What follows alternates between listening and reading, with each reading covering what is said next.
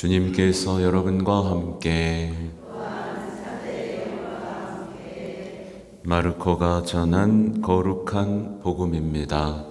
주님 영광 받으소서. 그때 요한의 제자들과 바리사이들이 단식하고 있었다. 사람들이 예수님께 와서 요한의 제자들과 바리사이들의 제자들은 단식하는데 선생님의 제자들은 어찌하여 단식하지 않습니까? 하고 물었다. 예수님께서 그들에게 이르셨다. 혼인잔치 손님들이 신랑과 함께 있는 동안에 단식할 수야 없지 않으냐? 신랑이 함께 있는 동안에는 단식할 수 없다. 그러나 그들이 신랑을 빼앗길 날이 올 것이다. 그때에는 그들도 단식할 것이다. 아무도 새 천 조각을 헌옷에 대고 깁지 않는다. 그렇게 하면 헌옷에 기워댄 새 헝겊에 그 옷이 당겨 더 심하게 찢어진다. 또한 아무도 새 포도주를 헌 가죽 부대에 담지 않는다. 그렇게 하면 포도주가 부대를 터뜨려 포도주도 부대도 버리게 된다. 새 포도주는 새 부대에 담아야 한다. 주님의 말씀입니다.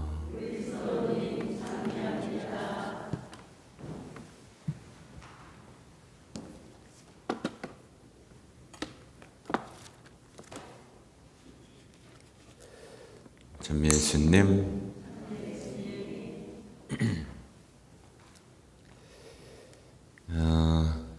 오늘 히브리서 말씀에 그는 자기도 약점을 짊어지고 있으므로 무지하여 길을 벗어난 이들을 너그럽게 대할 수 있습니다 라는 표현이 있어요.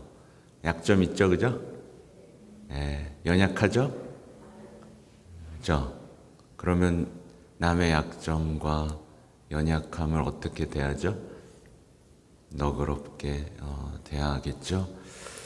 제가 이제 날마다 사제직에 대해서 배우고 있는데요. 사제가 어떤 사람인지 작년 한 해 좀 이렇게 연말에 크게 이렇게 깨닫게 된 부분이 하나 있어요. 뭐냐면 사제는 이 사람들의 연약함 또 죄 이것을 보며 속상해하는 사람이 아니라 모세처럼 주님 봐주세요 좀 기도하는 사람이구나.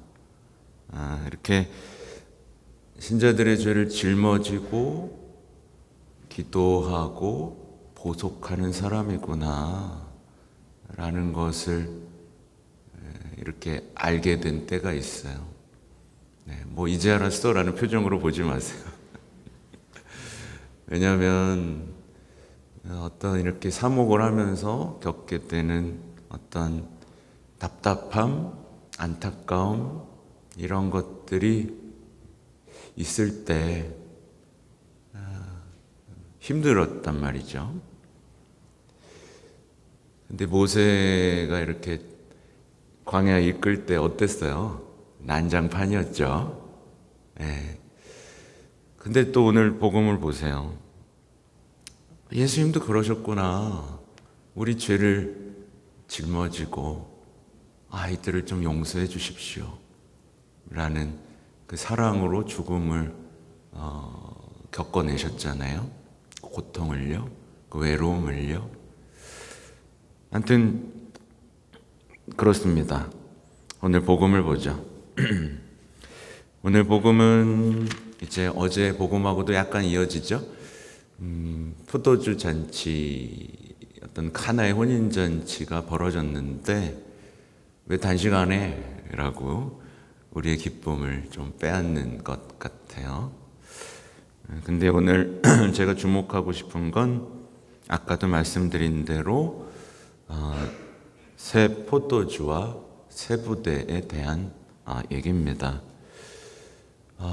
신앙은요, 복음은요, 언제나 새롭습니다. 그렇죠? 언제나 새로워요. 그냥 이런 뜻이야 라고, 그런 체험 한 번쯤 있으시죠? 이런 뜻인 것 같아 라고 살았는데 한 5년 10년 뒤에 봤더니 뭐야 이거, 이런 뜻이었어? 라는 뜻 있어요 없어요? 있죠. 예. 이 새 포도주, 근데 이거를 담으려면 부대가 바뀌어야 되는 겁니다. 부대가요. 말하자면 우리 삶의 스타일을 바꿔야 돼요. 삶의 스타일. 나는 JN 뭐야 라고 정해놓고 살면 안 되죠. MBTI처럼 정해놓고 사는 게 아니에요. 삶의 스타일을 바꿔야 복음을 담아내고 향기롭게 공급할 수 있는 사람이 됩니다. 그래서 터지지 않는 복음의 기쁨을 간직하는 이 새 부대가 되기 위해서 우선은 버려야 할 행동이 하나 있어요. 버려야 할 행동이 뭐냐면, 우리가 익숙한 삶의 스타일인데요, 다른 이들을 비난하기 위해 쓰는 것, 또 막 결점을 찾아내는 것, 또 결점을 찾으면 판단하고 단죄하는 것. 네, 이게 고발자로 사는 행동 방식인데, 이건 결코 그리스도인의 삶의 방식이 아닙니다. 이건 누구의 삶의 방식이죠? 성경에서 일관되게 들어가는 악마의 스타일이죠. 한번 딱 생각해 보세요. 악마, 그리고 율법학자, 바리사이들의 스타일은 항상 뭐였죠? 고발해요. 오늘도 고발하죠? 너 왜 단식 안 해? 결점을 찾아내고 판단하고 단죄하고 비난하고. 여러분 TV만 딱 켜면 다 이 삶의 방식을 살고 있고, 우리도 모르게 어때요? 그 삶의 방식이 스며들어요. 저도 예외가 아니에요. 가만히 있으면 스며듭니다. 그래서 여러분 회의할 때 어때요? 여러분 단체들 회의할 때 어때요? 행복해요? 회의하면? 아니요. 회의하면 성토돼야 되고, 누군가의 잘못을 지적하고 이건 고쳐줬으면 좋겠다는 얘기들이 오가죠. 그리스도인의 삶의 스타일하고는 전혀 반대되는, 모두가 자유로울 수 없어요. 저 역시.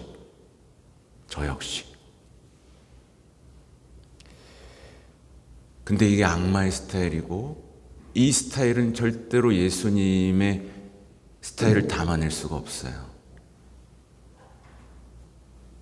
예수님은 그랬냐? 들어주고, 손 내밀고, 일으키고. 그렇죠? 우리가 해야 될 일은 밀과 가라지를 가르는 게 아니라 포도밭의 일꾼으로 사야 되는 정체성. 이게 그리스도인의 스타일이죠. 그래서 교황님, 이 프란치스코 교황님이 이런 얘기를 하세요. 주님께서는 여러분에게 새 포도주를 주셨지만 여러분은 부대를 바꾸지 않았습니다. 아직 바꾸지 않았습니다. 세속적인 것, 그 속된 마음이 수많은 사람들을 망칩니다. 좋은 사람들이지만 이런 허영, 교만, 남에게 보이는 정신이 스며듭니다. 그러면서 그리스도인의 스타일이 뭔지를 알려주시는데, 그리스도인 스타일은 어떤 스타일일까요? 명확하게 일관되게 하시는 스타일이 뭐냐면 참행복 스타일입니다. 여러분의 정체성은 뭐라고요? 참행복. 행복선은 스타일로 산다. 이게 그래서 기뻐하고 즐거워하여라. 성덕으로의 소명에 참행복이 나오죠. 네. 저는 이제 제 말을 항상 안 해요. 교회 물론 얘기를 해요. 그래서 온유함, 겸손, 고통 중에 인내, 정의에 대한 사랑, 박해를 견디는 역량, 다른 이들을 판단하지 않는 태도, 바로 이런 것이 그리스도인의 정신, 그리스도인의 스타일입니다. 분명하게 대조가 되죠, 그죠? 네, 분명하게 행복선언 스타일과 고발자의 스타일이 분명히 나뉘는데, 아무튼 뭐가 더 매력적이에요, 여러분? 네, 참행복 아니면 고발? 험담이 재밌어요? 칭찬이 재밌어요? 칭찬. 그렇죠. 그래서 비난의 스타일, 세속적인 스타일, 이기적인 스타일에 빠지지 않기 위해서 그리스도인의 스타일이 어떤 것인지 알고 싶다면 참 행복을 읽으십시오. 참 행복이야말로 새 부대이며 우리가 도달해야 할 길입니다. 좋은 그리스도인이 되기 위해서는 온 마음을 다해 신앙 고백을 바치는 역량을 갖춰야 하지만 온 마음을 다해 주님의 기도를 바칠 수도 있어야 합니다. 이게 그리스도인의 주님의 기도를 온 마음으로 바칠 수 있고 참 행복을 살 수 있는 스타일이죠. 근데 이제 자칫 여기에 함정이 또 있어요. 함정은 곳곳에 도사리는데 여러분 참 행복에 8가지라고 나오잖아요. 그죠? 네, 그래서 이 이스라엘 가면 팔각형으로 참 행복 성당이 있단 말이에요. 근데 사람들이 자칫 착각하게 되는 게 뭐냐면 마지막만 살아. 마지막 뭐예요?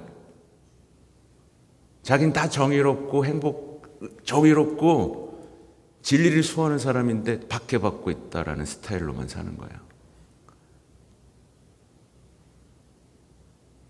다 자기가 박해받고 있대.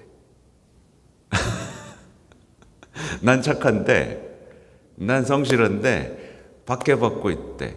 아니요. 위에 걸 봐야죠. 위에 거 뭐가 있어요? 가난하고 슬퍼할 줄 알고 온유하고 자비롭고 의롭고 깨끗하고, 그죠? 이런 상태에서 박해를 받는 건데 온유하지도 않고 그냥 맨날 화딱지 내고 비난하고 그러면서 뭐 슬퍼하지도 못해. 맨날 화만 내. 자비롭지도 못해. 험담하고 단죄해. 그래 놓고 자기가 박해받고 있다.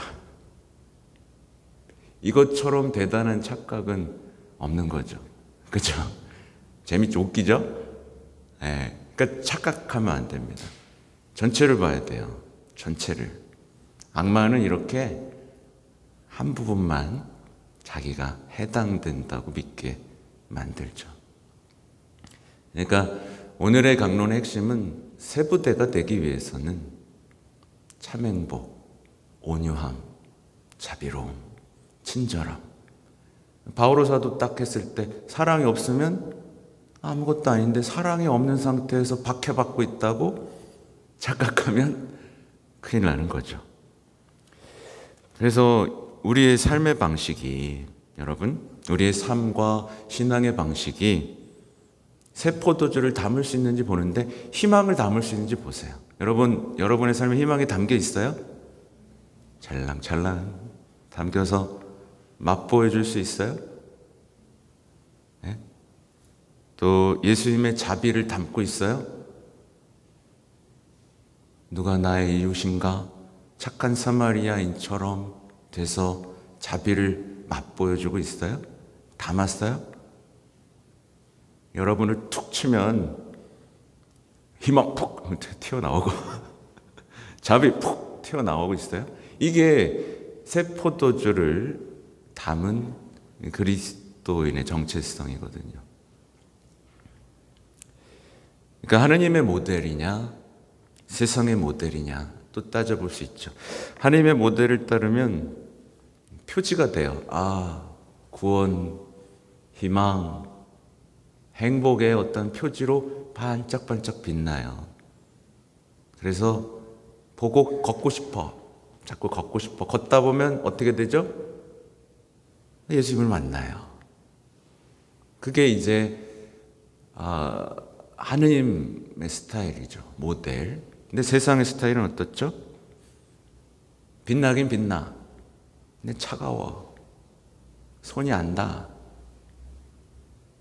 그냥 자기의 생각, 권세, 명성을 내세우면서 차갑게 빛나고 있는 게 이제 세속의 모델인 거죠. 그러니까 그리스도인들은 빛나야 되는데 서로가 서로에게 그리스도와의 만남으로 이끄는 빛이 돼야 되는 거예요. 자기한테 이끄는 게 아니고요. 그래서 세상의 희망과 온기를 전하는 빛, 차가운 빛이 아니고 이게 돼야 되고, 특히 자비에 대한 얘기를 좀 이어가고 싶은데, 하느님의 자비 앞에서 집에 뛰쳐나가는 사람이 있어요. 큰아들처럼 되면 안 되겠죠. 사실 그래서 이제 제가 프란치스코 교황님 좋아하는 거 아시죠? 근데 제가 프란치스코 교황님 빠예요? 아니죠.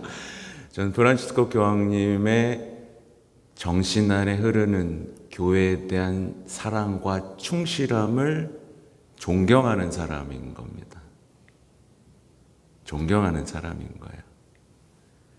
근데 여러분 사이에도 그런 얘기가 돈다는 걸 알고 있어요. 너 병근병근 신부지 빠지? 아니요. 저를 추종하면 안 돼요. 제가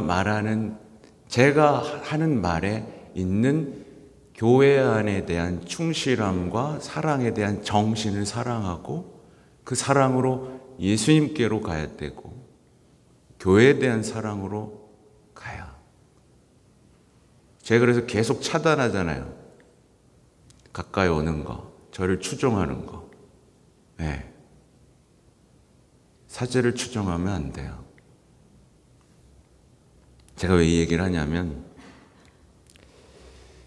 일부 신자들에게서 이제 프란치스코 교황님과 베네딕토 교황님, 요한 보로 2세 교황님을 나누려는 시도들이 있기 때문에 그렇습니다. 여러분한테 벌어지는 일은 아닐 것 같은데 그걸 나눠요. 근데 그건 전임 교황님들을 몰라서 하는 얘기죠. 저는 이 회칙들을 다 읽고 이분들이 어떤 삶을 살았는지 계속 저는 이것만 보는 사람인데 이 세 분은 항상 일관돼 있습니다. 다 연결돼 있어요. 다 연결돼 있습니다. 그래서 제가 갖고 온 게 이제 자비로우신 하느님이라는 회칙을 이제 요한 바울 2세 교황님이 쓰신 거예요. 이거를 실현하기 위해서 프란치스코 교황님이 자비애를 선포하신 거죠. 다 연결돼 있어요. 베네딕토 16세 교황님 희망으로 구원된 우리 쓰셨죠? 희망에 다 연결돼 있어요. 제2차 바티칸 공회를 실현하라고 애썼던 분이 요한 바울 2세 교황님이고 그것에 그때 당시에 진리가 침범당하는 걸 지켜낸 게 베네딕토 교황님이고 이 맥락 안에서 그것을 쉬운 말과 실천으로 우리에게 행하신 분이 프란치스코 교황님이에요. 이렇게 연결됩니다. 한결같아요. 이걸 나누고 이게 누가 보수고 누가 진보다라고 나누는 사람들은 이걸 모르는 사람, 이분이 뭘 했는지 모르고 그냥 뉴스만 듣다가 여긴 보수고 진보다라고 말하는 사람들인 거예요. 전혀 모르는 사람들인 거예요. 그래서 보면 그 보수라고 얘기했던 베네딕토 교황님이 되자마자 발표한 회칙이 뭔지 아세요? 하느님은 사랑이십니다예요. 전 세계가 놀랐죠. 그때 이 말을 하세요. 우리는 하느님의 사랑을 믿게 되었습니다. 그리스도인은 이 말로 자기 삶의 근본적인 결단을 드러낼 수 있습니다. 그리스도인이 된다는 것은 윤리적 선택이나 고결한 생각의 결과가 아니라 삶의 새로운 시야와 결정적인 방향을 제시하는 한 사건, 한 사람을 만나는 것입니다. 윤리적인 선택, 고결한 생각의 결과가 아니에요. 이 하느님은 사랑이십니다를 이제 또 교황님이 이번 회칙 때 하신 게 하나님께서 우리를 사랑하셨습니다. 이제 곧 발표될 회칙이에요.